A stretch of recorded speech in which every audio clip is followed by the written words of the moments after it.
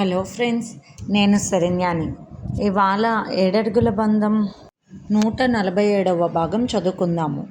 రాసిన వారు మీనా ముక్తేశ్వర్ గారు. కృష్ణవర్మ, రవివర్మ ఇద్దరూ కూడా అలా హాల్లోకి వచ్చి కూర్చున్నారు. ఆశ బయటకు వచ్చింది. మీ ఫ్రెండ్ అన్నారుగా బావా, ఇతనేనా? బాగున్నారు, రండి రండి, దయచేయండి. మీ ఆంధ్రాలో చాలా గొప్పగా ఆహ్వానించాలంటే కదా అందరినీ అంటూ నవ్వింది ఆశ. ఆశ్చర్యంగా చూశారు రవివర్మ, కృష్ణవర్మ ఆశ వైపు. అసలు ఏం జరుగుతుందో అన్న కంగారుతో వచ్చిన సెల్వరాజ్ ఆ అమ్మాయి అలా ఆహ్వానించేసరికి ఈ అమ్మాయి ఎవరు అసలు అనుకున్నాడు. మంజీరా కళ్ళతోనే సైగ చేసింది పక్కకు రమ్మని. ఆశ, నీకు బుద్ధుందా? ఏమిటది? పరాయి మగవాళ్ళు వచ్చినప్పుడు ఎక్స్ట్రాలు చేయకూడదన్నది కోపంగా.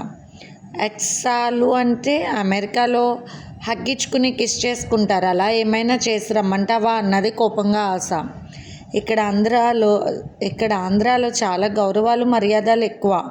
అందరినీ చాలా గౌరవంగా చూస్తారు. ఏదేదో చెప్పావుగా, మరి ఇప్పుడు నేను ఆ పద్ధతి పాటిస్తే తప్పంటావే అన్నది ఆశ. శ్రావణి ఆశ్చర్యపోయింది. ఆ మాటలకు ఆశ అంత తెలివైన అమ్మాయి మాత్రం కాదు అనిపించింది. ఆశ, అలా అమ్మనే అనుకో. అసలు అతను ఎవరో ఏమిటో తెలుసుకోకుండా ఆ విధంగా ఆడపిల్లవి అలా ఆహ్వానించాల్సిన అవసరం లేదు కదా అన్నది శ్రావణి. ఏమిటక్క, నేనేం చేశాను? బావ ఫ్రెండ్ అన్నారుగా, అందుకే రండి అంటూ ఆహ్వానించానంటూ మాట్లాడింది ఉక్రోషంగా ఆశ. ఇంతలో దామోదర వర్మ గారు పిలిస్తే అటు వెళ్ళింది శ్రావణి. అసలు నువ్వు వద్దన్న పని చెయ్యాలని నాకు ఇంట్రెస్ట్గా ఉంటుంది, నన్ను రెచ్చగొట్టకు మమ్మీ అన్నది ఆశ. కామ్గా ఉండు, ఎక్కువ చేయక అన్నది మంజీరా. అలాగే అక్కడ సోఫాలో కూర్చుంది ఆశ. కృష్ణవర్మ, నేను చేసిన పని నీకు తెలిసి ఉంటుంది, సారీ చెప్తున్నాను అన్నాడు సెలవరాజ్. ఇంత సింపుల్గా చెప్పేశారు. సారీ చెప్పేస్తే జరిగిన ఘోరం మర్చిపోతారా? శారీరకంగా ఎంతో బాధను అనుభవిస్తున్న కృష్ణవర్మకు అలా మీరు ఒక్కసారి చెప్పేస్తే బాధ మొత్తం పోతుందా అన్నాడు రవివర్మ కోపంగా. మాట్లాడలేదు సెల్వరాజ్. అసలు మంచి చెడ్డ ఏమీ తెలుసుకోకుండా ఇటువంటి పనులు ఎలా చేస్తారు? మిమ్మల్ని ఒక ఫ్రెండ్గా భావించి అతనికి శిక్ష పడకూడదు, అలా చేయకూడదని భరద్వాజకు కృష్ణవర్మ చెప్పారు. మీరు అలా చేసినప్పటికి కూడా కృష్ణవర్మ నిర్ణయం అలా ఉంది. అటువంటి వాడి మీద ఇలా కక్ష తీర్చుకోవాలని మీకు ఎలా అనిపించింది? అయినా మీరు లవ్ చేసిన అమ్మాయి మిమ్మల్ని లవ్ చేయకపోతే ఆ తప్పు కృష్ణవర్మది ఎలా అవుతుంది సెల్వరాజ్ అన్నాడు రవివర్మ కాస్త గట్టిగా. మీరెవరు అన్నాడు సెల్వరాజ్. కృష్ణవర్మ నా తమ్ముడు అన్నాడు రవివర్మ. కృష్ణవర్మకి ఎవరూ లేరు, తనొక్కడినే అనేవాడే అన్నాడు సెల్వరాజ్.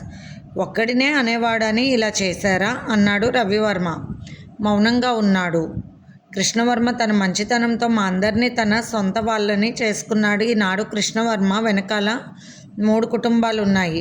విజయవాడలో సగం మంది జనం కృష్ణవర్మ ఫ్యామిలీకి అండదండగా ఉంటారు. ఎందుకంటే అందరూ తమ వాళ్ళని కలుపుకున్నారు కృష్ణవర్మ తాతగారు. అందుకే ఇక్కడ ప్రతి ఒక్కరూ తమ కుటుంబ సభ్యులుగానే భావిస్తారు దామోదర వర్మ గారిని, కృష్ణవర్మను. అంతేకాదు, ఏదైనా తేడా వస్తే మొత్తం కదులుతారు, తెలుసా నీకు ఆ సంగతి? అందుకే ఆ మాటను బయటకు రానివద్దు అన్నాడు కృష్ణవర్మ. కోర్టులు కేసులు కూడా అక్కర్లొద్దు, వారికి తెలిసిన జనమే చాలు. కృష్ణవర్మకి ఏదైనా ఆపద చేశారని తెలిస్తే వాళ్ళను వదిలిపెట్టరు, ప్రాణాలతో పీస్ చేసేస్తారు, తెలుసా నీకు అన్నాడు రవివర్మ.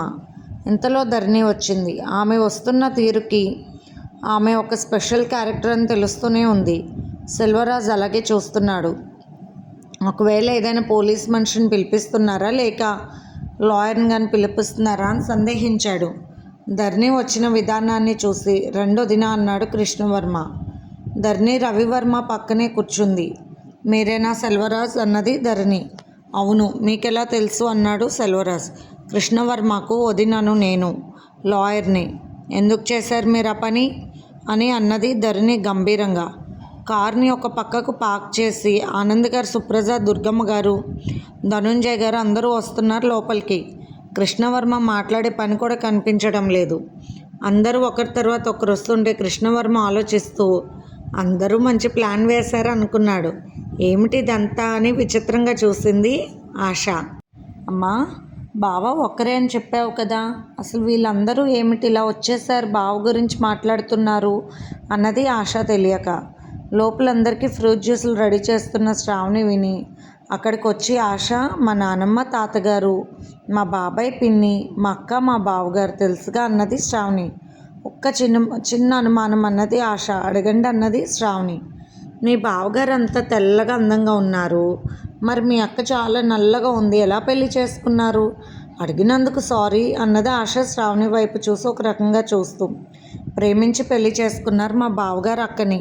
అక్కంటే బావగారికి ప్రాణం అంటున్న శ్రావణి మాటలు విని అలాగే ఉండిపోయింది ఆశ. శ్రావణి అందరికీ ఫ్రూట్ జ్యూస్లు ఇచ్చింది. సెల్వరాజు అలాగే చూస్తున్నాడు. ఇందులో ఏమీ కలపలేదు, తీసుకుని సార్ మీకు ఇష్టమైన గ్లాస్ అన్నది. ఒక రకమైన సిగ్గుకి లోనయ్యాడు సెల్వరాజ్. నా మిస్సెస్ శ్రావణి కృష్ణ అన్నాడు కృష్ణవర్మ. అసలు నువ్వు అంత పని ఎలా చేయగలిగావు? తెలుసా నీకు కృష్ణవర్మ నీకు ఆపద కలిగించారో లేదో కూడా తెలియకుండా అనుమానించేసి ఒక డాక్టర్ వై ఉండి 10 మందిని సంరక్షించాల్సిన నువ్వే అటువంటి పని చేయడం చాలా ఆశ్చర్యంగా ఉంది నాకు అన్నారు ఆనంద్ గారు కాస్త కోపంగా. మా చిన్న మావయ్య గారు అని చెప్పాడు కృష్ణవర్మ. ఇంకొక లెక్కలో ఉంటే నీ మెడ విరిచి నేను స్వతంత్రం సాధించిన రోజులను గుర్తు చేసుకునేవాడిని అన్నారు కోపంగా ధనుంజయ్ గారు. తెల్లవాళ్ళ బుద్ధులు మన వాళ్ళకు అబ్బుతున్నాయి, తెలియకుండా ఇటువంటి కుటిలత్వమైన పనులు మన వాళ్ళకి ఇది వరకు తెలియదు, కానీ ఇప్పుడు ఇటువంటి పనులు జరుగుతున్నాయి మరీ దారుణంగా అన్నారు ధనుంజయ్ గారు. దామోదర్ వర్మ గారు రాబోతుంటే మీరు కూర్చోండి తాతగారు అన్నది శ్రావణి. అందరూ వచ్చినట్లున్నారుగా అమ్మ, నేను కూడా బయట కూర్చుంటాను వెళ్ళి అంటూ నడిచి ఆయనే వెళ్ళిపోయారు బయటికి. తాతగారిని బయటకు పంపొద్దన్నారు కృష్ణవర్మ, కానీ ఆయనే వెళ్ళారు. నేనేం చేయను అనుకుంది శ్రావణి కాస్త కంగారుగా. అందరినీ చూసి పలకరించి మీరెవరు అన్నాడు సెల్వా వైపు చూస్తూ దామోదర్ వర్మ గారు. మా తాతగారని చెప్పాడు కృష్ణవర్మ. విజయవాడ నగరాన్ని ఒకప్పుడు గడగడలాడించారు. ఈ చుట్టుపక్కల ప్రాంతాలన్నీ కూడా వాళ్ళ కింద భయపడుతూ అణిగి ఉండేవి అంటూ రవివర్మ కొన్ని విషయాలు చెప్పాడు దామోదర్ వర్మ గారి గురించి. ధనుంజయ్ గారు ఆయన యుద్ధ వీరులు అని ఆయన గురించి కొన్ని మాటలు చెప్పాడు. అవన్నీ వింటున్న సెల్వరాజ్కి అందరూ కూడా పీక పిసికి చంపాలన్నట్టుగా చూస్తున్నారు. కానీ తను చేసింది నిజంగా తప్పే. ఇప్పుడు జైలుకి వెళ్ళాలన్న పరిస్థితి వచ్చాక క్షమాపణలు చెప్పుకోవడానికి వచ్చాడని అనుకున్నాడు సెల్వరాజ్. జరిగిందేదో జరిగిపోయిందంటున్న సెల్వరాజ్ వైపు చూస్తూ మీరు ఇప్పుడు వచ్చిన కారణం తర్వాత చెప్పవచ్చు, కాసేపు స్నేహితులు కదా చక్కగా మాట్లాడండి అన్నాడు వాళ్ళ తాతగారి వైపు చూసి సెల్వరాజ్ వైపు చూస్తూ. ఓహో, వాళ్ళ తాతగారికి ఏదైనా ఆరోగ్య సమస్య కాబోలు, అందుకే ఆ విషయాలు ఎత్తద్దు అంటున్నాడు కృష్ణవర్మ అని అనుకున్నాడు సెల్వరాజ్. కృష్ణవర్మ రవివర్మకు చిన్నగా చెప్పడంతో రవివర్మ అందరూ లోపలికి పదండి, ఇక్కడ ఎందుకు కూర్చున్నారు పదండి అంటూ లోపలికి తీసుకువెళ్ళాడు. దామోదర్ వర్మ గారిని, ధనుంజయ్ గారిని, దుర్గమ్మ గారిని అందరినీ లోపలికి తీసుకువెళ్ళాడు. బయటకు వచ్చిన రవివర్మ కృష్ణవర్మ కూర్చున్నారు. అందరూ లోపలే ఉన్నారు, ధరణి మాత్రం వెళ్ళలేదు. మీ తాతగారికి విషయం తెలిస్తే ఆయన ఆరోగ్యానికి ఏదైనా ప్రమాదమా అన్నాడు సెల్వరాజ్. లేదు, మీ ప్రాణానికే ముప్పు, అందుకనే తాతగారికి చెప్పలేదు ఆ విషయం. తాతగారు ముందు కదపకూడదు, లేకపోతే ఆయన ఇప్పుడే గన్ తీసుకొచ్చి నేను పేల్చేస్తారు, అందుకనే బయట పెట్టలేదు అన్నాడు కృష్ణవర్మ. భయంగా చూశాడు సెల్వరాజ్.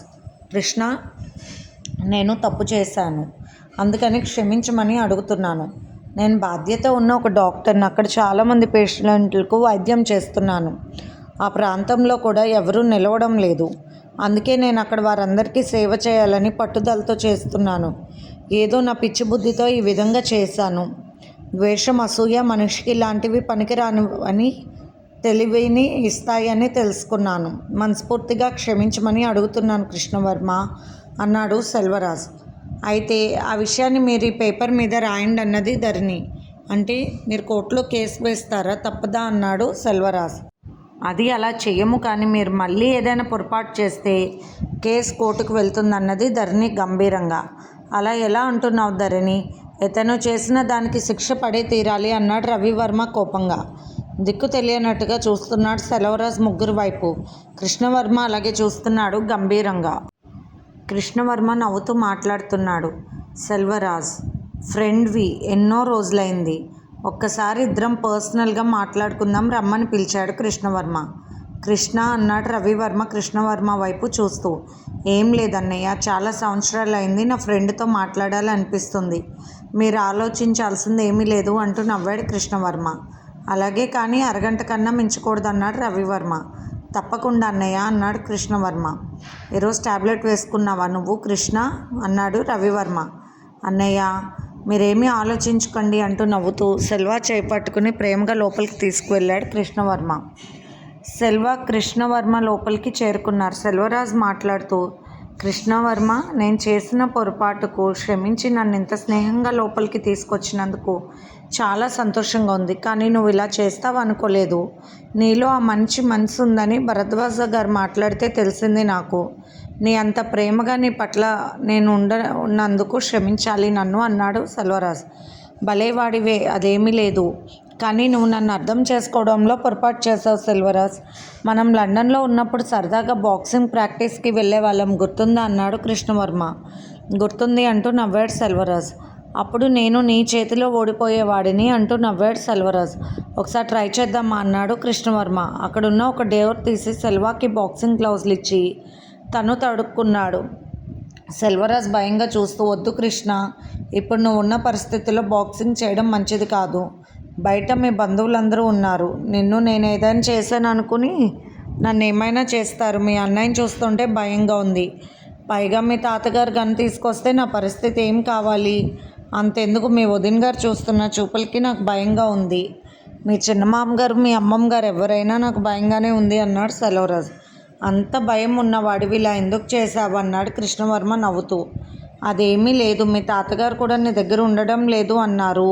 నువ్వు ఒక్కడివే నీ భార్యతో ఉంటున్నావేమో అనుకున్నాను అంతే అన్నాడు సెల్వరాజ్. అంటే నన్ను తక్కువ అంచనా వేసావా అంటూ నవ్వేశాడు కృష్ణవర్మ. సరే సరే, బాక్సింగ్ గ్లౌజులు తొడుక్కున్నాక ఎక్కువసేపు ఇలా ఉండకూడదు. రెడీ రెడీ అంటూ స్టడీలోకి వచ్చేశాడు కృష్ణవర్మ. వద్దు కృష్ణ వద్దు అంటున్న సెల్వరాజ్ ముఖం మీద 2 సార్లు కొట్టాడు కృష్ణవర్మ. అంతే, సెల్వరాజ్ రెచ్చిపోయి బాక్సింగ్ చేయడం మొదలుపెట్టాడు. ఇద్దరూ కాసేపు హోరాహోరీగా పోరాడాడు. శబ్దాలు బయటకు రాకుండా మ్యూజిక్ పెట్టాడు కృష్ణవర్మ. సెల్వ, ఇక నేను చేయలేను, అలసిపోయాను అన్నాడు. లేదు, నేనెంత నాకు డ్రగ్స్ ఇప్పించావు, నాలో శక్తి ఏముంటుంది? గెలువు నా మీద ప్లీజ్, ఒక ఫ్రెండ్గా రిక్వెస్ట్ చేస్తున్నాను, గెలిస్తే నిజంగా నీ జోలికి నేను రాను అంటూ కృష్ణవర్మ కొడుతూనే ఉన్నాడు సెల్వరాజ్ని. కృష్ణ, నీతో ఎప్పుడు పెట్టుకోకూడదన్న జ్ఞానం లేకుండా పెట్టుకున్నా, ప్లీజ్ వదిలే అన్నాడు సెల్వరాజ్. నువ్వు ఓడిపో, అప్పుడే వదిలేది అంటూ నవ్వాడు కృష్ణవర్మ. నేను ఓడిపోయాను కృష్ణ అన్నాడు సెల్వరాజ్. నువ్వెక్కడ ఓడిపోయావు, ఇంకా నీకు పవర్ ఉంది అంటూ వదలలేదు కృష్ణవర్మ. ఈసారి 2 షాట్లకు సెల్వరాజ్ కింద పడిపోయాడు. అతను పడేటప్పుడు అక్కడే ఉన్న అల్యూమినియం టేబుల్ మీద పడేసరికి అది ఒక్కొక్క పడి పెద్ద శబ్దం వచ్చింది. అందరూ కంగారుగా వేరే డోర్ నుండి లోపలికి వచ్చేసారు. అది సీక్రెట్ డోర్, శ్రావణికి తెలుసు. ఆమె తీసింది కంగారుగా. కృష్ణ అంటూ పరిగెత్తుకుంటూ వచ్చాడు రవివర్మ. ఆ వెనుక ఆనంద్ గారు, ధరణి, శ్రావణి భయంగా వచ్చింది. ఏమైందో కృష్ణవర్మ కన్నా భయంతో. కృష్ణవర్మ బాక్సింగ్ గ్లౌజులతో నవ్వుతూ నిలబడ్డాడు. కింద పడిపోయి ఉన్నాడు సెల్వరాజ్. మూతి పగిలి రక్తం కారుతూ దెబ్బలు బాగా తగిలినట్లు కనిపిస్తున్నాయి. ఒక్క కన్ను లొట్టపోయింది. అతను చూసిన రవివర్మకు అది అలా వాయించాలి వెదవను అని చాలా హ్యాపీగా ఫీల్ అయ్యాడు మనసులో. కృష్ణవర్మకు చెమట పట్టింది. శ్రావణి కాస్త తుడువు అన్నాడు రవివర్మ. శ్రావణి తన పైచెంగుతో కృష్ణవర్మ నుదురు ముఖం తుడిచింది శుభ్రంగా. పదండి బయటికి వెళ్దామన్నాడు రవివర్మ. సెల్వాకు చేయందించాడు కృష్ణవర్మ. స్నేహితుడిగా ఇస్తున్నాను చెయ్యి. ఇందాక నువ్వు స్నేహానికి ద్రోహం చేశావు, అందుకే బాక్సింగ్ చేశాను. నువ్వు డ్రగ్స్ ఇస్తే నాలో శక్తిహీనం అయిపోతుంది అనుకున్నావా? నేనేమీ మానసికంగా బలహీనుడును కాను అంటూ మీసాలు తిప్పాడు కృష్ణవర్మ. ఐఎమ్ సారీ అన్నాడు సెల్వరాజ్. దెబ్బలు తిన్నది నువ్వైనా కూడా నాకే సారీ చెప్పావంటే నీ మనసులో నువ్వు చేసింది ఎంత తప్పో నీకు తెలుసు.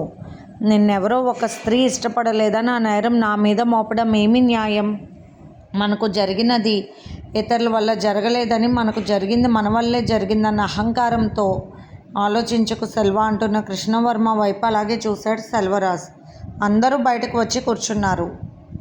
ఎవరికి వారి మనసులో చాలా సాటిస్ఫైగా ఉంది. సెల్వ కృష్ణవర్మను చూస్తూ, మనసులో ఏమీ పెట్టుకోవద్దు కృష్ణ, అలా అని పోలీసులకు అప్పగించవద్దు. ఆ ప్రాంతంలో ఒక డాక్టర్గా వైద్యం చేస్తున్నాను. నువ్వు ఒక డాక్టర్వే, నీకు తెలుసు. అసలైన మానవత్వం ఉన్న వ్యక్తివి నువ్వు అంటున్న సెల్వరాజ్ వైపు చూసి, లోపలికి వెళ్ళి డాక్టర్ కిట్ తీసుకురా శ్రావణి అంటూ చెప్పాడు కృష్ణవర్మ. సెల్వరాజ్కి ట్రీట్మెంట్ చేశాడు కృష్ణవర్మ. రవివర్మకు భలే నవ్వు వస్తుంది కానీ నవ్వలేకపోతున్నాడు సిచ్యువేషన్ బట్టి. ఆనంద్ గారు రవివర్మ ఒక పక్కకు వెళ్ళి బాగా నవ్వుకుని వచ్చారు. మన కృష్ణవర్మ స్టైలే వేరు. తన్నదే అయిన వైద్యం చేసేది కూడా ఆయనే అంటూ నవ్వుతున్న ఆనంద్ గారి వైపు చూసి చప్పట్లు కొట్టింది ఆశ. మీ అందరూ బావ ఫైటింగ్ చూడలేదు కదూ? నేను చూసా, వీడియో కూడా తీసా విండో నుండి అంటూ అక్కడున్న టీవీకి తన ఫోన్ కనెక్ట్ చేసింది ఆశ. ఎందుకు తల్లి ముఖం లొట్టుపై చూస్తుంటే బాధగా ఉంటే ఇప్పుడు నన్ను తన్నిన తన్నులు కూడా అందరికీ చూపించి ఆనందిస్తున్నావా అనుకున్నాడు సెలవరాజ్ ఏడవలేక. టీవీలో కృష్ణవర్మ కొడుతున్న దెబ్బలను చూసి చాలా హ్యాపీ ఫీల్ అయిపోయారు అందరూ. మంజీరా వర్మ కూడా నవ్వుతున్నారు. అదే సమయానికి భరద్వాజ్ గారు వచ్చారు. ఏంటి ఇక్కడ కృష్ణవర్మ గారి ట్రీట్మెంట్ అయ్యిందా అంటూ నవ్వుతూ ఉన్నారు. ఆయన సెల్వ వైపు చూస్తూ భరద్వాజ గారిని చూడగానే భయంతో ఉన్నాడు సెల్వరాజ్. ఎందుకంత భయపడుతున్నారు? ఇలాంటి నాటకస్తులను నేను అస్సలు నమ్మను అంటున్నా. భరద్వాజ వైపు చూసి తప్పు నాదే, తప్పు అయ్యిందని చెబుతున్నాను సార్. ఇప్పుడు కృష్ణవర్మ సరైన బుద్ధి చెప్పాడు అన్నాడు సెల్వరాజ్. ట్రీట్మెంట్ కూడా మా బావే ఇచ్చాడుగా అంటూ నవ్వింది ఆశ. ఆడవాళ్ళ ముందు అవమానంగా అనిపించినా తను చేసింది ఎంత తప్పో తనకు తెలుసు కాబట్టి మౌనంగా ఉండిపోయాడు. పైగా నోరెత్తడానికి అవకాశం లేదు. ఇంట నిండా జనం ఉన్నారు కృష్ణవర్మకు. అంతేకాక పోలీస్ ఫ్రెండ్ కూడా ఉన్నారు. తన నోరు కూడా చిట్లి బాధగా ఉందని మౌనంగా ఉండిపోయాడు సెల్వరాజ్. రాధికా నిలయంలో భరద్వాజ మాట్లాడుతూ ఉన్నారు. చెప్పండి కృష్ణవర్మ, ఇప్పుడు ఈ సెల్వాన్ని అరెస్ట్ చేద్దాం అనుకుంటున్నాను నేను అని మొహమాటం లేకుండా అడిగాడు భరద్వాజ. ధరణి మాట్లాడుతూ చేసిన తప్పుకి శిక్ష తప్పకుండా పడాల్సిందే, ఆ విషయంలో మొహమాటం ఏమీ లేదు, మీరు తప్పకుండా శిక్ష విధించండి అన్నది కాస్త కోపంగా సెల్వరాజ్ వైపు చూస్తూ. అలాగే మేడం అన్నారు భరద్వాజ. రవివర్మ మాట్లాడుతూ నా తమ్ముడు అసలు తెలుసుకున్నాడు కాబట్టి సరిపోయింది, తెలుసుకోకపోతే అది ఎంత ప్రమాదమో, అది ఏం జరుగుతుంది, దాని రిజల్ట్స్ అన్నీ కూడా తెలుసు అంటున్నప్పుడు డాక్టర్ మంజీరా వర్మ బయటకు వచ్చారు. అవును, ఆ కేసు డీల్ చేసింది నేనే. అసలు మీరు ఏ ఉద్దేశంతో ఆ డ్రగ్ తెలియకుండా మీ ఫ్రెండ్కి ఇష్టమైన డ్రింక్లో కలిపారు అన్నది కోపంగా అతని వైపు చూస్తూ తనకు మూతి పగిలి నెత్తురు కారుతున్న కన్ను లొట్టబోయిన ప్రశ్నలతో మరి కాస్త గాయపడుతూ ఉంటే సెల్వరాజ్ ముఖం వైపు చూస్తూ ఆశ ఎంజాయ్ చేస్తుంది. అబ్బా, ఇటువంటి సీన్లు సినిమాల్లోనే చూస్తూ ఉంటాం కదా అక్క, ఇలా చూస్తుంటే నాకు చాలా బాగుంది అంటున్న ఆశ వైపు చూసి శ్రావణి నవ్వింది. బావ బాక్సింగ్ చేస్తుంటే సూపర్ ఉన్నారు, మరి బావను నేను కూడా పెళ్లి చేసుకున్నా అన్నది ఆశ. అమ్మో, నేను ఇవ్వను నా భర్త జీవితంలోకి ఎవరైనా ప్రవేశించాలనుకుంటే వారిని పీక నొక్కి చంపేస్తానంతటి శాడిజం ఉంది నాలో అంటూ ముఖం మాత్రం చాలా చిన్న పిల్లలా పెట్టుకుని చెప్పింది శ్రావణి. అమ్మో అక్క, మీ ఆయన బాక్సింగ్ చూశాక నీ డైలాగ్ చూస్తుంటే నువ్వు కూడా బాక్సింగ్ చేస్తావేమో అని నాకు డౌట్గా ఉంది. నాకైతే అవేమీ రావు, అందుకనే నీ జోలుకు రాను. మరి ఆ పెద్ద బావ కూడా అందంగా ఉన్నాడు, ట్రై చేయనా అన్నది ఆశ. ఆ విషయాలు నాకు తెలియదు, వెళ్ళు మా అక్కని అడుగు అన్నది నవ్వుతూ శ్రావణి. ధరణి సీరియస్గా చూస్తూ ఉంది. రవివర్మ మాట్లాడుతూ ఉన్నారు భరద్వాజతో. ఇంతలో ఆశ వచ్చి ధరణి చెవిలో, అక్క మీ ఆయన నాకు బాగా నచ్చారు, బావని పెళ్లి చేసుకోనా అంటూ అడిగింది సడన్గా. చేసుకో, నో డౌట్స్, నేను కోర్టుకు వెళ్ళాలి, పాపాయిని ఎవరు చూసుకుంటారా అని బాధగా ఉంది అంటున్న ధరణి మాటలకు ఏంటి ఏం అడిగింది ఆశ అన్నారు రవివర్మ. ఏమీ లేదు, మిమ్మల్ని పెళ్లి చేసుకుంటుందంట అన్నది ధరణి నవ్వుతూ. అమ్మ, ఎందుకమ్మా నా జీవితంతో ఆడుకోవాలనుకుంటున్నావు? ఇప్పటికే మీ అక్కతో నేను చాలా ఇబ్బందులు పడుతున్నాను. ఇటువంటి సమయంలో నన్ను ఇబ్బంది పెట్టక తల్లి, కావాలంటే మా ఇంట్లో ఒక పోస్ట్ ఖాళీగా ఉంది, నీకు ఇమ్మంటే ఇచ్చేస్తానన్నాడు రవివర్మ. కృష్ణవర్మ బావని పెళ్లి చేసుకుంటానంటే అక్కేమో చంపేస్తానని చక్కగా చెప్పేసింది సైలెంట్గా. అందుకే మిమ్మల్ని చేసుకోవాలనుకున్నాను పెద్ద బావ అన్నది ఆశ.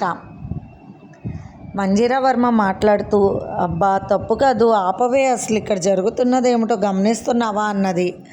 అక్కడున్న అందరికీ కూడా ఆశ ఎలాంటిదో ఏమీ తెలియకుండా చేసే అల్లరి ఇది అని జరుగుతున్న సందర్భాన్ని కూడా గమనించే తెలివి లేదని, జోవియల్గా లైఫ్ని ఎంజాయ్ చేయాలనుకునే మనస్తత్వం ఏమని అర్థం చేసుకున్నారు. ఈ అమ్మాయి ఏంటి టోటల్గా ఇంత డిఫరెంట్గా ఉంది అని సెల్వ పగిలిన మూతిని తరుముకుంటూ లొట్టపోయిన కన్ను తెరుస్తూ చూస్తున్నాడు ఆశ వైపు. చెప్పండి బాబా, మీ ఇంట్లో ఏ స్థానం ఖాళీగా ఉంది అన్నది ఆశ నవ్వుతూ. మా ఇంట్లో నాకు చెల్లెల పోస్ట్ ఖాళీగా ఉంది. అనురాధ అక్కకి పెళ్ళి అయిపోయి వెళ్ళిపోయాక లోటు బాగా తెలుస్తుంది. ఆడబొడుచు స్థానంలోకి నువ్వు ఎంటర్ అవుతానంటే నేను ఆడబొడుచుగా మార్చుకుని నా భార్యతో నువ్వు కలిసి హాయిగా బాక్సింగ్ చేద్దామంటే చేద్దాం ఆశ అన్నాడు రవివర్మ నవ్వుతూ. రవివర్మ సంస్కారవంతమైన మాటలకి అక్కడ అందరూ కూడా నవ్వారు ఆనందంగా. మంజీరా వర్మకు అమ్మయ్య, నా కూతురికి బుద్ధి మతి అన్నీ కూడా నేర్పుతారు అక్కడ అందరూ కూడా అని అన్ని విషయాలను తెలుసుకుని చక్కగా మంచి చెప్పేవాళ్ళే అని అనుకుంది సంతోషంగా. సరే మీరు చెప్పండి సెల్వరాజ్, ఇప్పుడు మీరు ఏ డ్రగ్ కలిపారు అందులో, అది ఎంత పవర్, దానివల్ల నష్టాలు ఏమిటో మీకు తెలుసు కదూ. కృష్ణవర్మకు ముందు వంశం లేకుండా చెయ్యాలని మీరు ఆ విధమైన ప్రయత్నాలు చేశారు అంతే కదూ. అంతేకాదు అతని బోన్స్ అన్నీ కూడా వీక్ అయిపోయి అతను అన్ని విధాలుగా నరకాన్ని త్వరలోనే నా నోటితో నేను అనలేను. కానీ మీ అంత దారుణమైన నిర్ణయాన్ని ఎలా తీసుకున్నారు? మీకు స్నేహితుడే అంటున్నారుగా కృష్ణవర్మ అన్నది మంజీరా వర్మ. ఈ కేసు ఖచ్చితంగా పోలీస్ స్టేషన్కి వెళ్ళాలి కృష్ణ. నీకు తెలియడం లేదు, ఇందులో జాలి పడడానికి ఎక్కడా కూడా ఆలోచించి అవకాశమే లేదన్నది కోపంగా మంజీరా వర్మ. సెల్వరాజ్ భయంగా మంజీరా వర్మ వైపు, కృష్ణవర్మ వైపు, భరద్వాజ వైపు చూస్తున్నాడు. నీ ముఖం పగిలి, నీ కన్ను లట్టబోయి, మూతి పగిలి నెత్తరు వస్తుంది. అయినా కూడా ఎందుకనో నా వైపు పదే పదే అలా మధ్య మధ్యలో చూస్తున్నావని, ఏమిటి నాకు లైన్ వేస్తున్నావా అన్నది ఆశ. ఎందుకు తల్లి, ఇప్పుడే బాక్సర్తో బాక్సింగ్ అయింది, మళ్ళీ నా మీద కొత్త నిందలు వేసి నన్ను అప్పడంలో చెత కొట్టించాలనుకుంటున్నావా అని మనసులో అనుకుని, నేను మా వైపు చూడలేదండి అన్నాడు సెల్వరాజ్. ఆశ, ఏం మాటలు అవి, లోపలికి వెళ్ళు అవి అన్నది మంజీరా. అన్నీ చూస్తున్న శ్రావణి ఆశ చేపట్టుకుని లోపలికి తీసుకెళ్ళింది. నాకెందుకనో నువ్వు బాగా నచ్చావు అక్క అంటూ శ్రావణి బుగ్గలు పట్టుకుని లాగింది ఆశ. అయితే నేను చెప్పినట్లు వినాలి నువ్వు, సరేనా అన్నది శ్రావణి. శ్రావణితో మంజీరా వర్మ విరిగా మాట్లాడింది. ఆశకు ఏ పద్ధతులు తెలియదు శ్రావణి. ఆమె నిన్ను బాధ పెడుతుంది అనుకోవద్దు, ఏది కూడా మనసులో పెట్టుకుని మాట్లాడదు. దానికి తల్లి, తండ్రి, అన్నలు, చెల్లెళ్ళు వారి మధ్యన పెరగడానికి అవకాశం లేదు. నాతో పెరిగింది. ఆ ఇల్లు మౌనంగా ఉండేది. పెద్దనాన్నగారి వయసు అయిపోవడంతో కిల్లంత జబ్బులతో అదో రకంగా నిశ్శబ్దంతో ఉండేది. జీవితంలో పడుతున్న బాధల వల్ల నేను కూడా హాస్పిటల్ పనుల్లో మునిగిపోయేదాన్ని. ఎప్పుడూ నవ్విస్తూ ఉండాలని ఆశ కోరిక. ఆమెకు జీవితంలో ఆనందం అనేది పెద్దగా లేదు అని చెప్పాలి. అమెరికా వెళ్ళినా కూడా తనకు నచ్చలేదని చెప్పింది. శంకర్నాథ్ గారు అక్కడ వారి మైనల్లుడికి ఇచ్చి పెళ్లి చేయాలనుకున్నారు ఆశను. కానీ అక్కడ ఎవరూ నచ్చలేదంట ఆశకు. అందుకే వచ్చేసాను, నేను అమెరికా వెళ్ళను అని చెప్పింది. బాగానే మంచిగానే ఆలోచిస్తుంది, కానీ దానికి మంచి చెడ్డ విడమర్చి చెప్పేవాళ్ళు ఉండాలి. దయచేసి దాని గురించి శ్రద్ధ పట్టుకుని మీ అక్క చెల్లెళ్ళు ఆశను మార్చండి, ఒక బిడ్డలాగా భావించి నిన్ను అడుగుతున్నానని అడిగిన మంజీరా వర్మ గారి మాటలు అర్థం చేసుకున్న శ్రావణి ఆశ రూట్లోకి వెళ్ళి ఆమెను మంచి దారిలోకి తెచ్చుకోవాలి అనుకుంటుంది. అక్క, నీ మీద నాకు చాలా ఇష్టంగా ఉంది. నీకు కృష్ణవర్మ అంత మంచి అందమైన భర్త దొరికారు. నీకన్నా నేను చాలా అందంగా ఉన్నాను కదా, అయినా కూడా నీకే నా ఛాన్స్ ఎందుకు వచ్చింది అన్నది ఆశ అమాయకంగా అడుగుతూ. నిజం చెప్పనా, మరి నువ్వు కూడా నేను చెప్పిన పనులు చేయాలి, సరేనా అన్నది శ్రావణి. చెప్పు అని క్యూట్గా నవ్వింది ఆశ. నేను ఆ కృష్ణని పూజించేదాన్ని, నిరంతరం కూడా ఆయనను పూజిస్తూ ఉండేదాన్ని. అందుకే శ్రీకృష్ణుడి లాంటి వారు నాకు భర్తగా లభించారు. అందానికి కానీ, గుణానికి కానీ, మంచి మనసుకు కానీ, సమర్థవంతమైన ధైర్యానికి కానీ, అన్ని విషయాలలో మీ బావ చాలా మంచివారు. అటువంటి భర్త నీకు దొరుకుతారన్నది శ్రావణి. అందుకు నేనేం చేయాలన్నది ఆశ. చెప్పాక నవ్వకూడదన్నది శ్రావణి. చెప్పక్క అన్నది ఆశ. ప్రతిరోజు మాతో పాటు శ్రీకృష్ణుడికి పూజలు చెయ్యి. నీ మనసుకు నచ్చిన వారు నేను ఆనందంగా చూసుకునేవారు వస్తారని చెప్పింది శ్రావణి. నాకు అసలు పూజలు చేయడమే రాదు, దేవుడి గదిలోకి వెళ్ళడం కూడా పెద్ద తెలియదు. అక్కడ పాటలు వింటుంటే బోర్గా ఉంటుంది. మరెందుకు పూజ అంటే అందరూ అలా ఎందుకు చేస్తారు, బోర్ కొట్టేలాగా నాకైతే తెలియదు. నాకేమీ నచ్చదు అక్కడ వాతావరణం పూజ గదిలో అన్నది ఆశ. ఆశ, ఏదైనా మనసు పెట్టుకొని చేస్తే అందులో ఉన్న సంతోషం కానీ, బాధ కానీ అన్నీ తెలుస్తాయి. అవి తెలిస్తేనే విషయం అర్థమవుతుంది. ఆ విషయం అర్థమైనప్పుడు నీ మంచికే అన్న విషయం కూడా అర్థమవుతుంది. అప్పుడే నీకు నిజమైన విషయం తెలుస్తుంది అన్నది శ్రావణి. సరే, ప్రయత్నిస్తాను. నాకు ఎప్పటి నుంచి చేయాలి పని అన్నది ఆశ. ఎప్పటి నుంచే ఎందుకు, సాయంత్రం నుంచే మొదలు పెట్టాలి నువ్వు అంటూ నవ్వింది శ్రావణి. సరే అయితే అంటూ దుర్గం గారు ధనుంజయ్ గారి దగ్గరికి వెళ్ళి మధ్యలో కూర్చుంది ఆశ. మీ ఇద్దరు చాలా చక్కగా ముచ్చటైన జంటలాగా ఉన్నారు. ఇది ఫ్రెండ్స్ ఇవాల్టి ఎపిసోడ్. రేపు ఇంకొక ఎపిసోడ్తో మేము ముందుకు వస్తాను. మీకు కనుక స్టోరీ నచ్చినట్లయితే లైక్ చేసి షేర్ చేసుకొని సబ్స్క్రైబ్ చేసుకోండి. ఉంటాను.